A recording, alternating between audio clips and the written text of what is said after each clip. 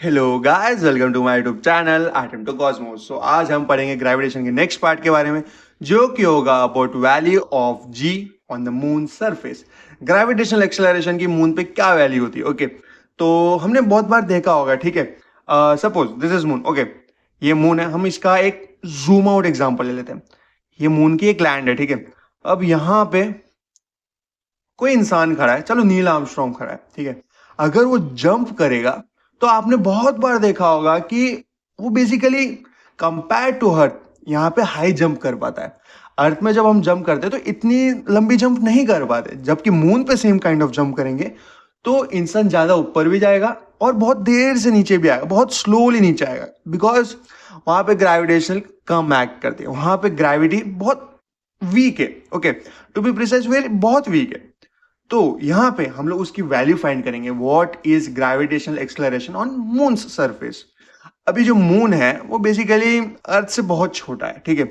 उसका रेडियस है इसका हाफ, ठीक है। इसका डायमीटर एग्जैक्टली 3474 किलोमीटर है और इसका रेडियस होगा इसका half, which is around 1.74 into 10⁶। Okay, so basically क्या होता है कि मून का मास भी कम है, मून का रेडियस भी कम है, और हमारे पास जो हम लोग ग्रेविटेशनल एक्सेलरेशन की वैल्यू जब फाइंड करते हैं तो फॉर्मूला सेम रहेगा। Okay, as we know the formula G M upon R square, ठीक है।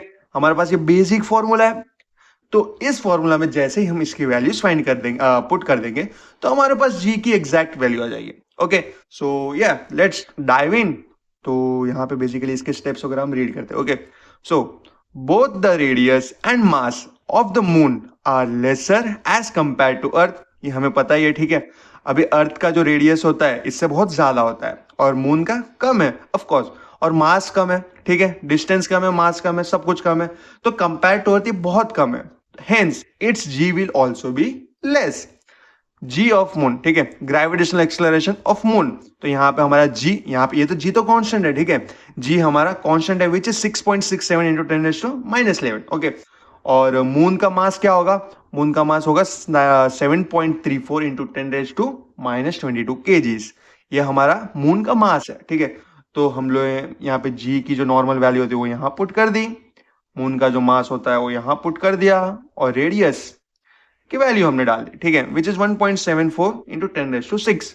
अभी यहाँ पे रेडियस का स्क्वायर है तो यहाँ हमने स्क्वायर लगा दिया। अभी हम इसको कैलकुलेट करेंगे तो हमारे पास एक बेसिक वैल्यू आएगी 1.62 मीटर पर सेकेंड स्क्वायर, ठीक है। तो ये वैल्यू एग्जैक्टली क्या दिखाती है बताए?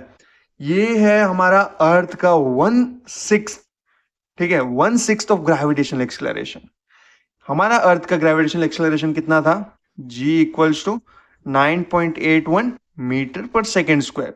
अभी इसको डिवाइड बाय 6 करेंगे हम तो हमारे पास दिस एग्जैक्ट वैल्यू आएगी, ठीक है। एग्जैक्ट नहीं बोलेंगे बट अप्रोक्स आ ही जाएगी। तो यहां पे क्या होता है कि this is approximately 1/6 of G on the earth, G gravitational acceleration. Okay, तो basically value of gravitational acceleration is very very less on moon, ठीक है। इसकी वजह से क्या होता है कि जब इंसान वहां पे जंप करता है तो नॉर्मल हाइट से compare to earth, okay, normal height से ज्यादा हाइट तक जंप कर पाता है, और नीचे भी बहुत स्लोली आता है क्योंकि वहां पे ग्रेविटेशनल एक्सेलरेशन बहुत कम एक्ट करता है। Okay, so that's it for today. And हम लोग नेक्स्ट लेक्चर में पढ़ेंगे कि ये मून, ठीक है, ये मून अर्थ पे क्यों नहीं गिरता, why doesn't the moon fall on the earth, and basically what happens, how does moon actually revolves around the earth। okay, ये हमारा अर्थ अगर है तो मून इसके एग्जैक्ट सर्कल में ही क्यों ऑर्बिट करता है, ये ऑर्बिट में आया कैसे, मून एग्जैक्टली फॉर्म कैसे हुआ। ओके, तो हम ये सब नेक्स्ट लेक्चर में पढ़ेंगे। So for now that's it for today. And इसके रिलेटेड आपको कोई भी डाउट हो, कोई भी क्वेरीज हो, please let me know in the comments.